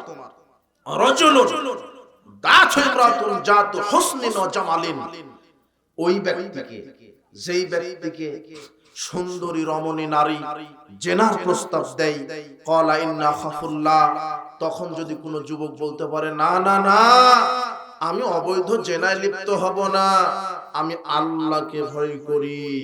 তুমি যদি জেনার প্রস্তাবকে কবর দিয়ে আল্লাহর ভালোবাসাকে স্থান দিতে পারো, আল্লাহর ভীতিকে যদি স্থান দিতে পারো, তোমার জন্য আরশের ছায়া রেডি হয়ে আছে। রাজুলুন তাসাদদাকা বিসাদাকাতিন ফাআহা, ওই ব্যক্তিকে আরশের নিচে জায়গা দিবেন যে গোপনে দান করে, যে গোপনে আল্লাহকে খুশি করার জন্য দান করে, গোপনে যারা দান সাদকা করে এদেরকে আরশের নিচে জায়গা করে দিবেন। যুবক, তোমাকে কয়েকটা মিনিট আমি এটা বলি যে ইসলাম প্রচার প্রতিষ্ঠার জন্য যুবকদের অনেক ভূমিকা। যুবক রক্ত দিবে ইসলামের উপরে, জাহেলিয়াতের উপরে নয়। তোমাকে দৃষ্টান্ত দেখাই, পৃথিবীর ইতিহাসে ইসলামকে প্রচার প্রতিষ্ঠা করতে গিয়ে সাহাবায়ে কেরাম, নবী করিম সাল্লাল্লাহু আলাইহি সাল্লাম, অন্যান্য নবীগণ তাদের জান মালের কুরবানি দিয়েছেন। ইব্রাহিম আলাইহিস সালামের সন্তান, বড় সন্তান ইসমাঈল আলাইহিস সালাম, তার ধৈর্যটা তুমি দেখো।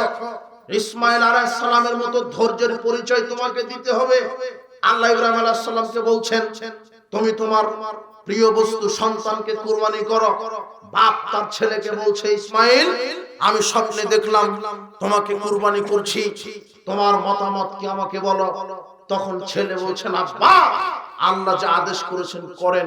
নিঃসন্দেহে আল্লাহ যদি চায় আপনি আমাকে ধৈর্যশীলদের মধ্যে পেয়ে যাবেন। দিনের জন্য আল্লাহর ভালোবাসাকে স্থান দিয়েছেন। পৃথিবীর কোন পদমর্যাদা, অর্থমর্যাদা, নারী লোভী এগুলোকে স্থান দেননি। আল্লাহর ভালোবাসা, আল্লাহ ভীতিকে স্থান দিয়েছেন। ইসমাঈল আলাইহিস সালাম, তোমাকেও তাই করতে হবে। আরে এরপরে দেখো আসলেন ঈসু আলাইহিস সালাম। ঈসু আলাইহিস সালামকে পৃথিবীর অর্ধেক সৌন্দর্য দেওয়া হয়েছে। এত সৌন্দর্য, সুদর্শন পুরুষ ঈসু আলাইহিস সালাম। ঈসু আলাইহিস সালামের চরিত্রকে কালিমা লেপন করতে চেয়েছিলেন কোন নারী? জুলেখা। দরজা লাগিয়ে দিয়েছে, বলছে আসো, ফুসলাচ্ছে, আসো আমার সাথে শারীরিক সম্পর্কে লিপ্ত হও। ঈসু আলাইহিস সালাম বলছেন, মা জান্নাত, আরে তুমি যতই সুন্দরী হন আমি আল্লাহর কাছে আশ্রয় চাই।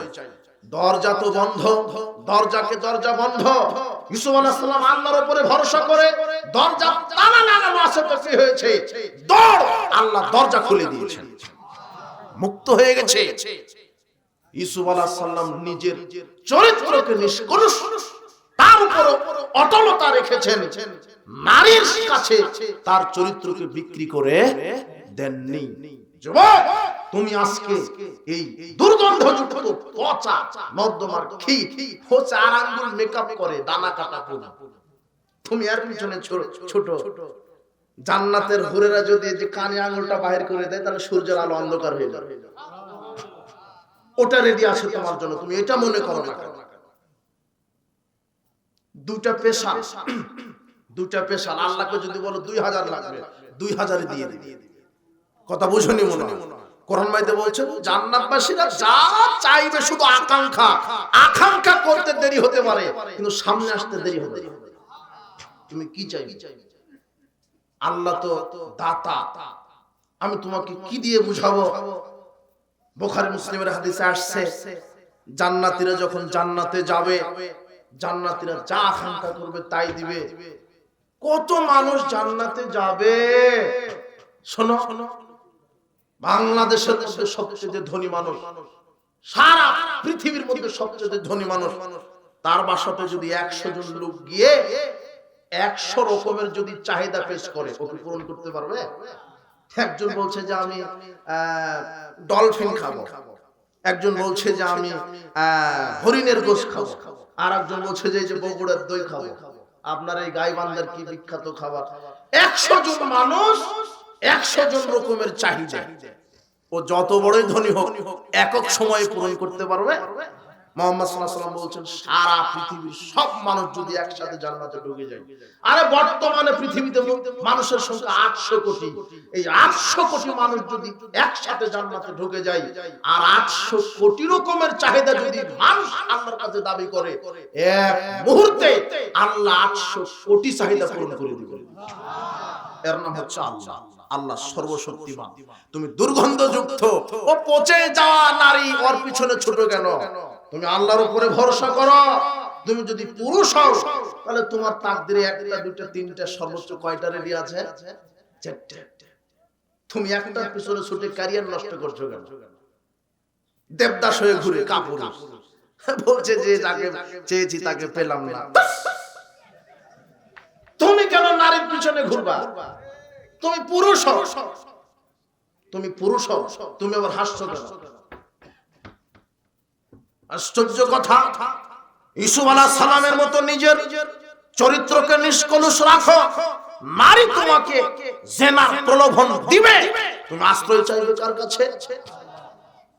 আরে বৈধভাবে তো তোমাকে নারী দেওয়ার ব্যবস্থা করেছে, অবৈধভাবে যাওয়ার তো দরকার নাই। যে প্রতিদিন হরিণের গোশত খায়, ডলফিন খায়, গরু খায়, অনেক হারামখোর আছে ভালো ভালো খায়, অন্তত আপনি ভ্যান চালিয়ে সপ্তাহে একটা দিন তো গরুর গোশত খান। কথা বুঝেননি মনে হয়? কিন্তু আপনি হালাল খাচ্ছেন, পরিণাম জান্নাত। আর ওই হারামখোরেরা দুনিয়াতে যত ভোগ বিলাস করুক, হারামখোরের পরিণাম জাহান্নাম হবে। আপনি বুঝেন না? ও 14 জন নারীর সাথে জেনার সম্পর্কের পরিণাম কি? কিন্তু বৈধভাবে তো তোমারও যৌন ক্ষুধা মিটাবার জন্য আল্লাহ নারীর ব্যবস্থা করেছেন। এই ধৈর্যটা কেন তোমার নাই? তুমি বিবাহের পূর্বেই একজন নারীর পিছনে ছুটে অবৈধ জেনার পথে যাচ্ছ কেন? যুবক, তুমি বোঝার চেষ্টা করো, তুমি আল্লাহর কাছে আশ্রয় চাও। তুমি ইউসুফ আলাইহিস সালামের মতো আদর্শ বুকে ধারণ করো, তুমি সাহাবীদের মতো আদর্শ বুকে ধারণ করো, দ্বীনের জন্য ত্যাগ স্বীকার করো। তোমাকে ত্যাগী হতে হবে, সাহাবীদের জীবন আদর্শ তোমাকে ফলো করতে হবে, সাহাবীদের জীবন থেকে তোমাকে শিক্ষা নিতে হবে। তুমি দ্বীনের জন্য কি করছো হে যুবক? দ্বীনের জন্য তুমি কত সময় বাহির করো? তোমার মতো যুবক ছিল মুসআব বিন উমাইর, তোমার মতো যুবক, তাগড়া যুবক, মক্কার সবচেয়ে ধনী শ্রেণীর পরিবারের যুবক মুসআব বিন উমাইর। মুসআব বিন উমাইর ইসলামের জন্য নিজের সম্পদ, মাল মর্যাদাকে বিসর্জন দিয়েছে, পরিবারকে বিসর্জন দিয়েছে। মুসআব বিন উমাইর যখন মক্কার অলিতে গলিতে উটের পিঠে চড়ে বের হতেন, তার চতুর্দিকে রক্ষী বাহিনী থাকতো। তার এত মর্যাদা, 200 দিরহামের কম মূল্যের পোশাক তিনি কোনোদিন গায়ে দেন। এত বড় ধনী মানুষ, সুগন্ধি দামি, জুতা দামি, কিন্তু ইসলাম যখন গ্রহণ করলেন, ইসলামের আদর্শ যখন চলে আসলেন, পরিবার তাকে বাধা দিল, মা তাকে বেঁধে ফেলেছে। যুবক, তোমাকে আর একটা কথা বলি, তুমি যখন কোরআন সুন্নাহ মেনে চলতে থাকবে, সর্বপ্রথম তুমি বাধা পাবে পরিবার থেকে। পরিবার তোমাকে বাধা দেবে। বউ বলবে দাড়ি রাখতে দিব না, এখন ঠেলা সামলা। কাপুরুষ বলছে যে বইয়ের অনুমতি লাগবে দাড়ি রাখতে। বইয়ের অনুমতি কেন? বউকে বলবো দাড়ি, যদিও বিবাহের পরে দাড়ি রাখতে চাও, এখন রাখতে চাচ্ছ, আজকে বক্তব্য শুনে বলবে যে রাখবো, তাহলে বউকে রাখতে হবে। বউ যদি বলে না, পরের দিন আবার বলো, তারপরে যদি বলে না, পরের দিন আবার বলো, 3 দিনে যদি রাখতে দিচ্ছে না, তাহলে বউকে ডিলিট করে দিতে হবে। ঠিক বলছেন। দিবেন কি করে? 5 লক্ষ যৌতুক নিয়ে রেখেছেন। আশ্চর্য কথা। ও আবার ঠিক বলছে, তোমাকে তালাক দিবে, ও রেডি হয়ে আছে। তুমি তো আগে কাপুরুষ সেজে এসেছো, ওই বিবাহের দিনে ওই শাশুড়ি তোমাকে স্বর্ণের আংটি পরে দিয়েছে। ওটা আংটি নয়, ওটা হলো গরুর গলা। মানে তোমাকে আগেই দিয়ে যে একেবারে তোমাকে গেঁথে নিয়েছে, যা বলবে তাই শুনতে হবে। শাশুড়ি যদি বলে এখানে পেশা, ওখানে পেশা, ওখানে পায়খানা, ওখানে। মোটরসাইকেল তো শ্বশুরের, একটু পিকআপ টানবে, বউ বলবে ধীরে টানো, নষ্ট হয়ে যাবে। সকালে মোটরসাইকেল ফেরত দিবা, নাহলে কাঁধে উঠবে বিচারের মাঠে। যৌতুক হারাম। আজকে তওবা করো, যৌতুক নিয়ে কোনোদিন বিবাহ করবো না ইনশাআল্লাহ। পুরুষ হয়ে বেঁচে থাকবো, কাপুরুষ হয়ে বেঁচে থাকতে 1 সেকেন্ড রাজি নই আমি। পুরুষ হও, যৌতুক তুমি শ্বশুরকে দিবা। বিবাহের দিনে বলবো, আব্বা, শ্বশুর আব্বা শোনেন, আপনি কষ্ট করে নিজের মেয়েকে 20-22 বছর প্রতিপালন করেছেন, এই জন্য আমি আপনাকে একটা মোটরসাইকেল দিলাম। এটা পুরুষ। তোমার বাপ হা করে আছে, মুড়া ঝাঁটা পর্যন্ত হা করে আছে। তুমি তোমার বাপ ভিক্ষুক, ভিক্ষা করা উচিত ছিল তোমার। ভিক্ষা করবা। সাবধান, পুরুষ হও, নিজের যৌবনকে মূল্যায়ন করো, দাড়ি ছেড়ে দাও, ইসলামী লেবাস পরো। তুমি যদি এই কাজগুলি করো, পরিবার থেকে বাধা দিবে। তোমার মা বলবে যে এখন তোর দাড়ি রাখার বয়স হয়েছে, এখন দাড়ি রাখবি। বাপ বাধা দিবে, পরিবার থেকে বাধা পাবে তুমি। এরপরে বাধা পাবে সমাজ থেকে। তুমি যখন কোরআন সুন্নাহর আলোকে আমল করবে, সমাজ তোমাকে মিথ্যা অপবাদ দিবে, বলবে ফিতনাবাজ। বলবে যখন তুমি জোরে আমিন বলে সালাত আদায় করো, রাফাল আদান করো, পায়ের সাথে পা মিলিয়ে দাঁড়াও, ঈদের দিন 12 তাকবীর ঈদের সালাত আদায় করো, তুমি যখন বলো ফরজ সালাতের পরে সম্মিলিত মোনাজাত বেদাত বলো, তুমি যখন বলো সভা সমিতির পরে, বিবাহের পরে, জানাজার পরে সম্মিলিত মোনাজাত বিদাত বলো, মিলাদ কিয়াম চেহলাম বিদাত বলো, তুমি যখন বলো সাদাকাল্লাহুল আযীম বলো বিদাত, জানাজার দোয়া মুখে বলো বিদাত, আজানের পরে ওয়ারজুকনা শাফাত ইয়াউমুল কিয়ামা এটা বলো বিদাত, তুমি যখন বলো মুখে সালাতের নিয়ত করা বিদাত, যখন তুমি শিরক বেদাতের বিরুদ্ধে সমাজে কথা বলবে, তখন এক শ্রেণীর চাটুকার বেদাতের লিডার দালালেরা তোমাকে বলবে ফিতনাবাজ। সমাজ তোমাকে বাধা দিবে, সমাজ তোমাকে কোরআন সুন্নাহ মানার কারণে জোরে আমিন বলেছ মসজিদ থেকে বাহির করে দিবে। রাফাল আদান করো, আউয়াল ওয়াক্তে সালাত আদায় করো, এরা মসজিদ ভাঙবে। এই বেদাতি মোল্লারা এত ইবলিশের দালাল, এরা যদি সুযোগ পায় কাবা ঘর ভেঙে দেওয়ার জন্য চলে যাবে। কাবা ঘরে জোরে আমিন হয়, কাবা ঘরে 12 তাকবীর ঈদের সালাত হয়, কাবা ঘরে আউয়াল ওয়াক্তে সালাত হয়, কাবা ঘরে রাফাল আদান করে সালাত হয়, কাবা ঘরে পায়ের সাথে পা মিলিয়ে দাঁড়িয়ে সালাত হয়। তুমি সমাজে সুন্নাহকে বাস্তবায়ন যখন করবে, তখন বলবে এই যে ইহুদি খ্রিস্টানের দালাল হয়ে গেছে, কিন্তু আসলে ও কিন্তু অরিজিনাল দালাল। সাবধান, কোরআন সুন্নাহ মানতে গেলে পরিবার থেকে বাধা পাবে। দ্বিতীয় কোথায় থেকে? সমাজ থেকে। তৃতীয় এক শ্রেণীর ধর্ম নেতা থেকে তুমি বাধা পাবে। ধর্ম নেতারাই বলবে ফিতনা লাগায় না। এই ধর্ম নেতারা ক্ষমতার লোভে, চেয়ারের লোভে, এদের আল্লাহর উপরে ভরসা নাই, ঈমানের উপরে ভরসা নাই, মণ্ডপ পাহারা দেওয়ার উপরে, এদের নেতৃত্বের উপরে ভরসা হয়ে গেছে। মণ্ডপ পাহারা দিতে হবে, ঈমানের উপরে ভরসা নাই, আল্লাহর উপরে ভরসা নাই। এই এরাই বাধা দিবে। আলেম হলো, পৃথিবীতে আছে 3 প্রকারের আলেম। কয় প্রকার? একটা হলো সরকারি আলেম, একটা হচ্ছে তরকারি আলেম, আর একটা হচ্ছে দরকারি আলেম। কয় শ্রেণীর আলেম হলো? সরকারি, তরকারি। তরকারি বুঝেন না, যেটা দিয়ে ভাত খান। আর আরেকটা হচ্ছে দরকারি। সরকারি আলেম মানে এরা সরকারি ভাবে মূর্তিকে বলবে আসলে মূর্তি না, ওটা হলো ভাস্কর্য। মূর্তি পূজা হারাম, ভাস্কর্য জায়েজ। আসলে নারীর সাথে জেনা করা যাবে না, মহিলার সাথে জেনা করা যাবে। কথা বুঝেননি? এটা হলো সরকারি আলেম। কি আলেম? আর তরকারি মানে গোলালো মার্কা, সব জায়গাতে আছে, সব জায়গাতে। আহলে হাদিসদের মধ্যে বক্তৃতা দেয়, বেদাতীদের মধ্যে বক্তৃতা দেয়। তোমার থুতুমারা আলেম আহলে হাদিস মসজিদে বক্তব্য দিয়ে ভাইরাল, এরপরে যখন চোখ কান মোটা হলো, তখন বলছে যে মানহাজের উপরে থুতা মার। আশ্চর্য কথা, এটা কি করে হয়? কিছু সালাফি নামের সালাকি আছে, আর আছে হলো দরকারি আলেম। কি আলেম? এরা ফাঁসির মঞ্চকে ভয় করে না, এরা তাগুত শক্তিকে ভয় করে না, দলীয় নেতা দলীয় দাপটকে ভয় করে না।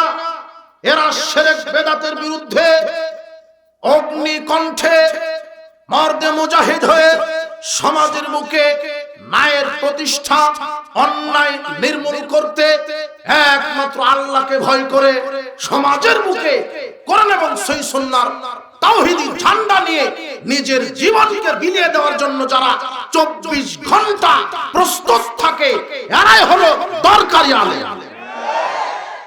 এরকম আলেম দরকার যারা ফাঁসির মঞ্চকে ভয় করে না, সিরফ বিদআতকে বিদআত বলে, শিরককে শিরক বলে, যারা অন্যায়কে অন্যায় বলে, যারা রাত্রিকে রাত্রি বলে, কালোকে কালো বলে, সাদাকে সাদা বলে, হেকমতের দোহাই দিয়ে, সামাজিকতার দোহাই দিয়ে, লৌকিকতার দোহাই দিয়ে যারা এক সেকেন্ড শিরক বিদআত করতে আপোষ নাই, এরাই হলো প্রকৃত আলেম সমাজ। এদের পাশে থাকতে হবে। এই তরকারি সরকারি আলেম, এদের কবরে মাথা পাথর দিয়ে ফাটিয়ে দিবে। বুখারী মুসলিমের হাদিস।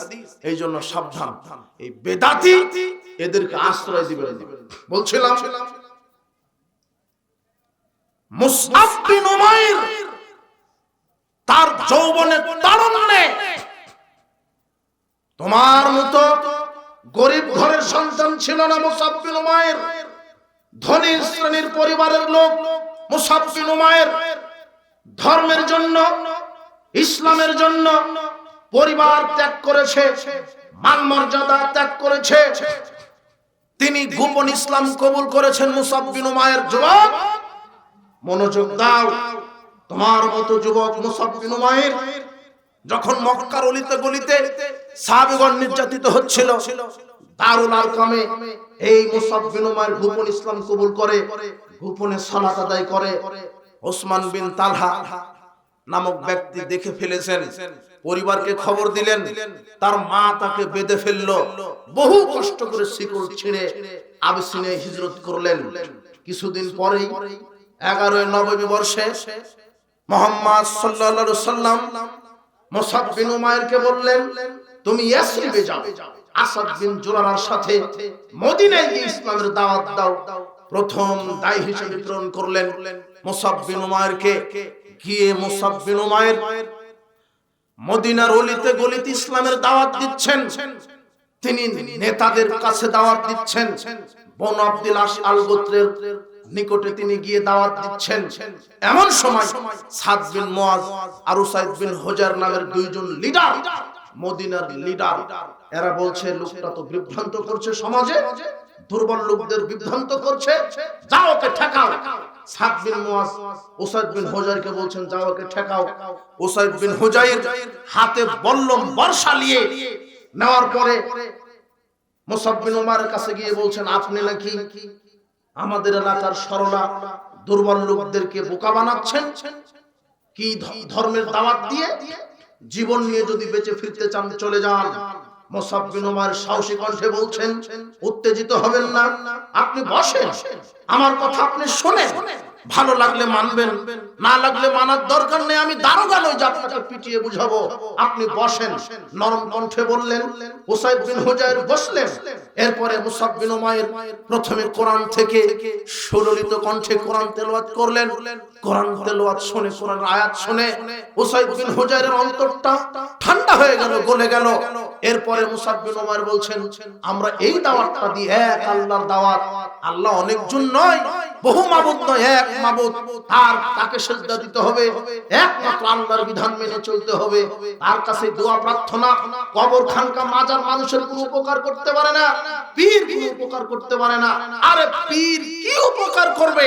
মরা পীর বলেন, জীবিত পীর বলেন, সারা পৃথিবীর সব পীর যদি একত্রিত হয়, এরা একত্রিত হয়ে যদি প্রচেষ্টা চালায়, মানুষের একটা সাদা চুলকে কালো বানানোর ক্ষমতা রাখবে না, কালো চুলকে সাদা করার ক্ষমতা রাখবে না। এই পীরের ক্ষমতা, জি না। মুসআব বিন উমাইর বলছে, মূর্তি কোনো ক্ষমতা রাখে না। মূর্তির নামে কুরবানি করবেন কেন? মূর্তির সামনে সিজদা দিবেন কেন? সিজদা আল্লাহর জন্য হতে হবে, যিনি আমাদের স্রষ্টা। কুরবানি আল্লাহর জন্য, মানত, দোয়া প্রার্থনা, সন্তান, রিজিক সবকিছু আল্লাহর কাছে চাইতে হবে। তখন উসাইদ বিন হুজার বলছে, কথা তো ভালো, কেন আমি বিরোধিতা করছি? এদের কথা তো ভালোই। উসাইদ বিন হুজাইর তিনি ওই সমস্ত ওখানে কালেমা শাহাদাত পাঠ করে মুসলিম হয়ে গেলেন। এরপরে পাঠিয়ে দিলেন সাদ বিন মুআজকে, আরেকজন নেতাকে, যে আপনি যান। সাদ বিন মুআজ গিয়ে অনুরূপ ভাষায় মুসআব বিন উমাইর সাদ বিন মুআজকে বক্তব্য শুনিয়ে দিলেন। সাদ বিন মুআজ বলছে, আমি তো অপবিত্র, আমি ইসলাম কবুল করব। আমি মুসআব বিন উমাইর বলছে, তিনি একটা খালে কুয়াতে নামলেন, ঝর্ণাতে নামলেন, নেমে গোসল দিয়ে তিনিও সঙ্গে সঙ্গে কালেমা শাহাদাত পাঠ করে মুসলমান হয়ে গেলেন। মুআজ বিন সাদ বিন মুআজ খুব সম্ভ্রান্ত নেতা ছিলেন। তিনি বনু আব্দুল আশআল গোত্রে গিয়ে বলছেন, শোনো আমার গোত্রের লোকেরা হাজার হাজার লোক সবাইকে একত্রিত করে বলছেন, শোনো আমি তোমাদের কাছে কেমন? সবাই বলছে আপনি তো বিশ্বস্ত, আমরা আপনাকে মানি। তখন সাদ বিন মুয়াজ বলছে, আমাকে যদি মানো তাহলে আজকের কথা মানতে হবে, তোমাদের সবাইকে আজকে কালেমা শাহাদাত পাঠ করে মুসলিম হতে হবে। গোটা গোত্র সেদিন মুসলমান হয়ে যায়। এটা মুসাব বিন উমাইরের বরকতে। কার বরকতে? যুবক তুমি কার মতো হবে? এই মুসাব বিন উমাইরের মতো দিন রাত কোরআন সুন্নাহ নিয়ে দাওয়াত দাও, ইনশাআল্লাহ তোমার জিহাদি চেতনায় একদিন না একদিন এই বাংলার জমিন, এই জাহেলিয়াতের অমানিসা রাত্রি, এই জাহেলিয়াতের অন্ধকার রাত্রি কোরআন সুন্নাহর আধার, কোরআন সুন্নাহর আলোয় গোটা বাংলাদেশের সমাজ আলোকিত হয়ে যাবে ইনশাআল্লাহ। শুধু তোমার একটু দাওয়াত দরকার, তোমার একটু নড়াচড়া করা দরকার, আন্দোলন করার দরকার। এইভাবে তুমি জুয়ার আড্ডায়, ঘুষের আড্ডায় তুমি বসে থেকো না। তোমার জীবনকে শয়তানকে দিও না। তোমার জীবন আল্লাহর দেওয়া আমানত। কার দেওয়া আমানত? আল্লাহর দেওয়া। আমি তোমাকে অনেক কিছু বলতে চেয়েছিলাম, সাহাবীদের অনেক ত্যাগ। এই মুসাব বিন উমাইর কি না করেনি, তার অঢেল সম্পদকে সব ত্যাগ করে ইসলামকে মেনে নিয়েছে। সবার উপরে কার ভালোবাসাকে স্থান দিয়েছে? এরপরে নবীর ভালোবাসাকে স্থান দিয়েছে। এই মুসাব বিন উমাইর উহুদের মাঠে বীর বিক্রমে লড়াই করে তিনি শহীদ হয়ে গেলেন।